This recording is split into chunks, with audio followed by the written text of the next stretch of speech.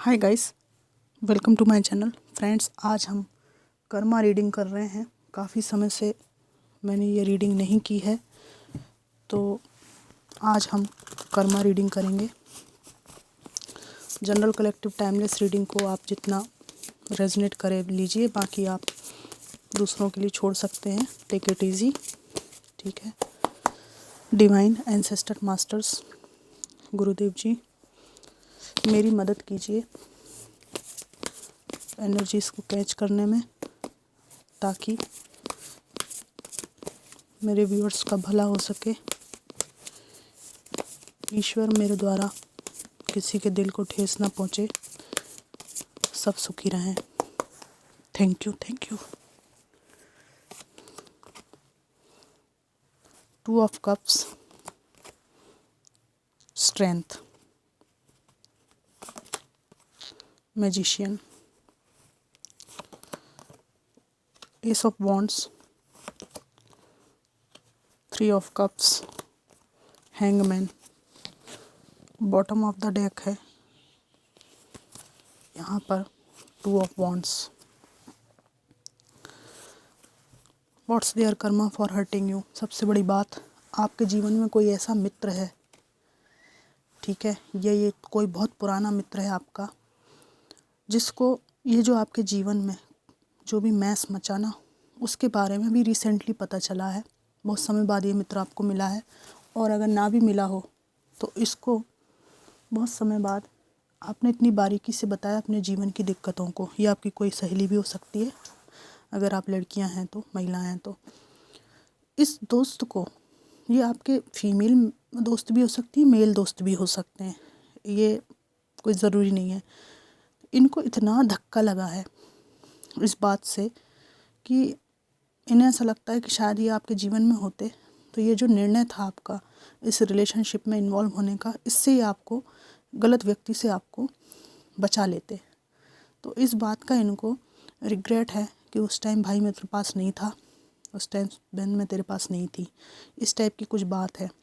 तो इस दोस्त ने आपको थामा है, और अगर ये आपके कोई दोस्त नहीं है तो ये कोई आपके ऐसे चाहने वाले हो सकते हैं जो आपको सपोर्ट करना चाहते हैं, और संभावना है कि आपके जीवन में आ सकते हैं, ठीक है।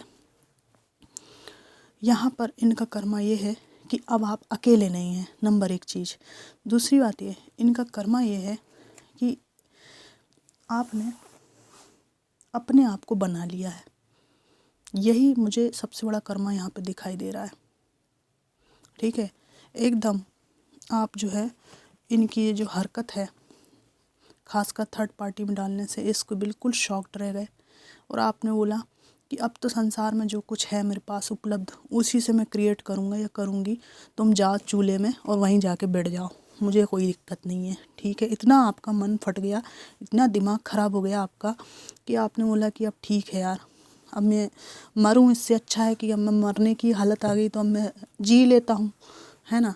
मरना तो है ही, मतलब दिल तो मेरा टूट ही गया है, मतलब डोंट गेट अदरवाइज। मरने का मतलब दिल ऐसा टूट गया है ना, जैसे व्यक्ति, वो जो आता है 10 ऑफ सोर्ड्स आता है, वो मरने जैसा ही तो है। असली में मरना थोड़ी है, वैसे भी जीवित व्यक्ति भी मरा हुआ महसूस कर सकता है। तो वो हालत में आप पहुंच चुके हैं पास्ट में, और आपने बोला कि ठीक है यार, अब जब ये लास्ट यहीं पहुंचा दिया है तो अब मैं जी ही लेता हूँ या जी ही लेती हूँ, ठीक है। इसके बाद जो है, आप इस एनर्जी में आते हैं और आपने सोचा कि यार अब मैं ना सब कुछ अपने दम पे करूँगी या करूँगा, ठीक है, मैं दिखाऊँगा।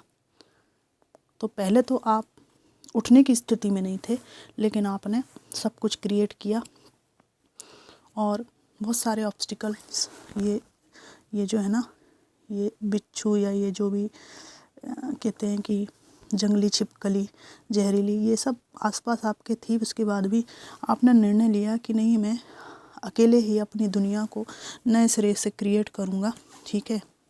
और ये bottom of the deck card ये था, किंग ऑफ सोर्ड्स।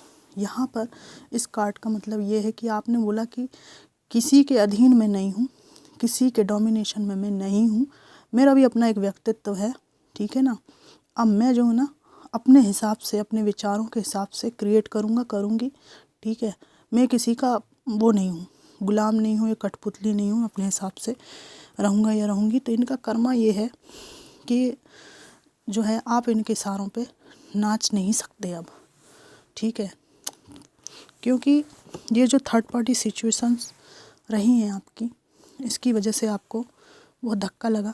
और यहाँ पे थर्ड पार्टी सिचुएशन भी है, और दूसरी आती है कर्मा ये भी है कि उस डिप्रेशन में जहाँ ये व्यक्ति आपको पास्ट में देख के ये पक्का मन बना चुका था कि आप इससे बाहर नहीं निकल पाएंगे, और आपको कोई हेल्थ इशू भी मुझे दिख रहा है जिसकी वजह से चलने फिरने में आपको दिक्कत थी।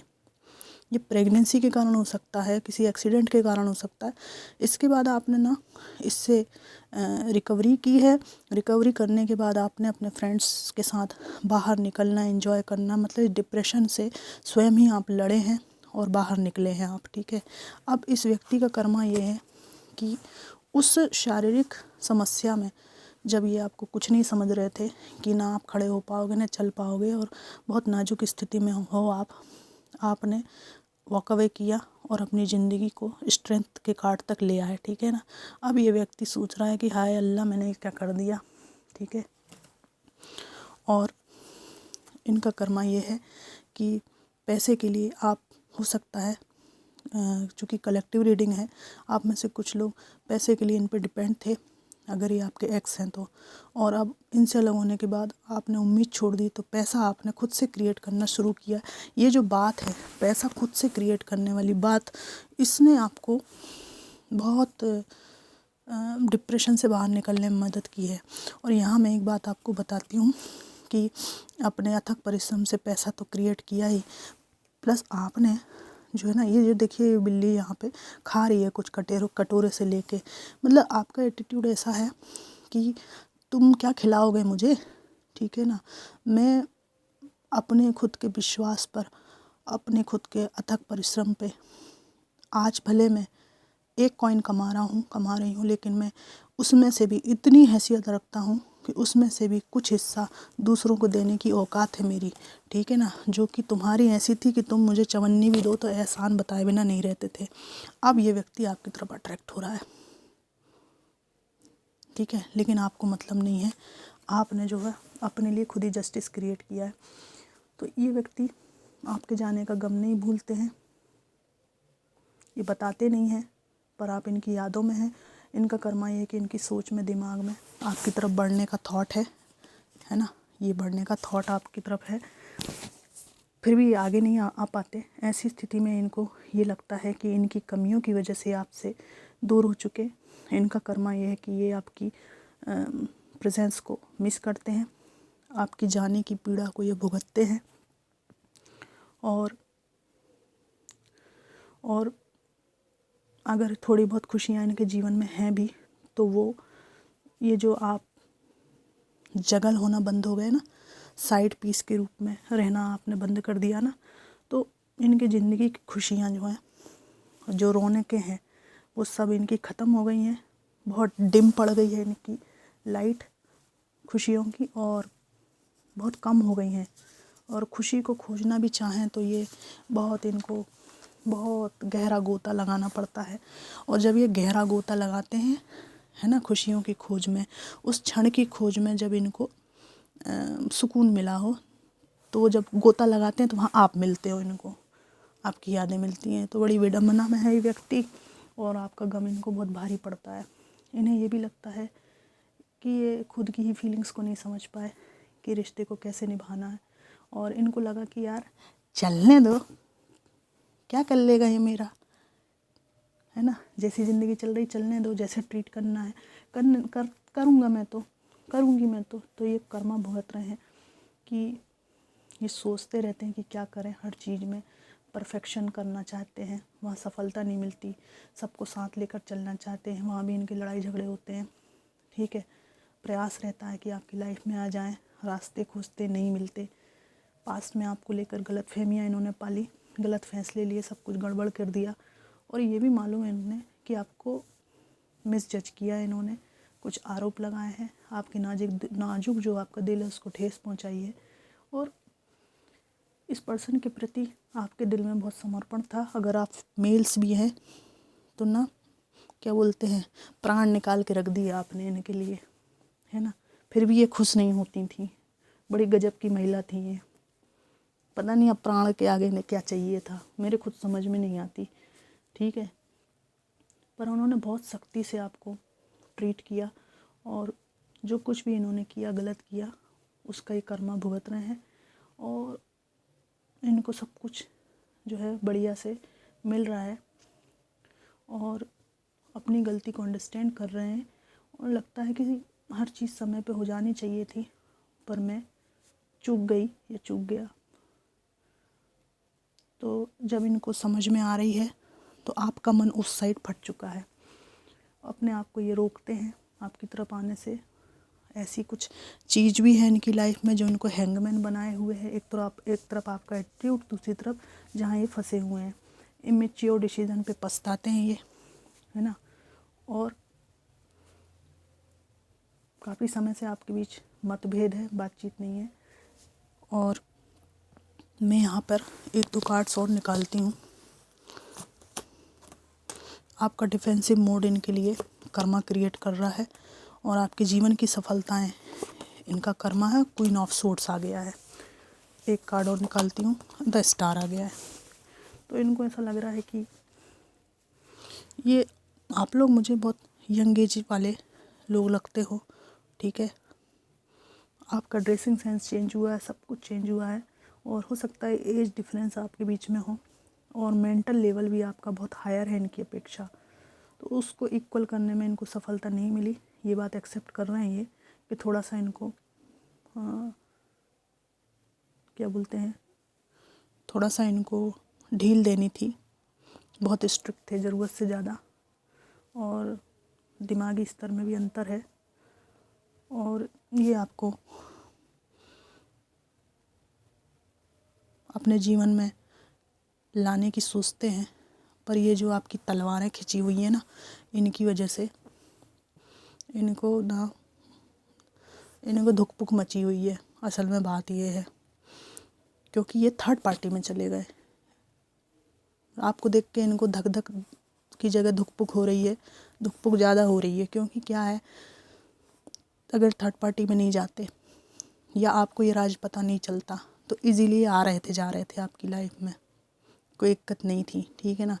लेकिन अब ये आपको पता चल गया है तो इनको धुक धुक मच रही है कि अब पकड़ में आने के बाद तो जवाब देना पड़ेगा, है ना। क्योंकि क्या है कि इधर उधर की बात अब ये नहीं कर पाएंगे। इन्हें प्रश्न जो है आपका सीधा सीधा उसका जवाब देना है, तो उसका एक क्या जवाब दें। तो ये सोचते रहते हैं कि काश कोई ऐसा एक्सक्यूज़ होता जो दिया जा सकता तो कितनी कृपा होती भगवान की। पर क्या है कि इन सब चीज़ों को कोई एक्सक्यूज़ भगवान ने बनाया ही नहीं है धोखा वोखा देने का। कुल मिला के इनका कर्मा ये है कि इनके बिना भी आप सफल, संपन्न, डिवाइन के सहयोग से सक्सेसफुल हुए जा रहे हैं। पर ये आपका आपका जो जीवन है उसमें अपना स्थान कहीं नहीं पाते, कुछ भी नहीं कर पा रहे हैं। कोई भी परिस्थिति इनको सपोर्ट नहीं करती और ये खुद कहीं बंधे हुए हैं। और जैसे इनके साथ रह के आपको स्वतंत्रता फील नहीं होती थी ना, फड़फड़ाते थे आप, है ना। जैसे जल में मछली फड़फड़ाती है ना कि थोड़ा सा मेरे को स्वतंत्रता चाहिए, थोड़ा सा मेरे को लव चाहिए, प्रेम चाहिए। ऐसे जो है ना इनकी स्थिति हो गई हैंगमैन की। अब ये फड़फड़ा रहे हैं। ठीक, तो कर्मा रिटर्न तो अब मैं यहाँ पे 5 मैसेज निकालूंगी, केवल 5 कि क्या आता है। I cry at night, emotion और overwhelm me, the way I have treated you was wrong, गलत तरीके से मैंने ट्रीट किया।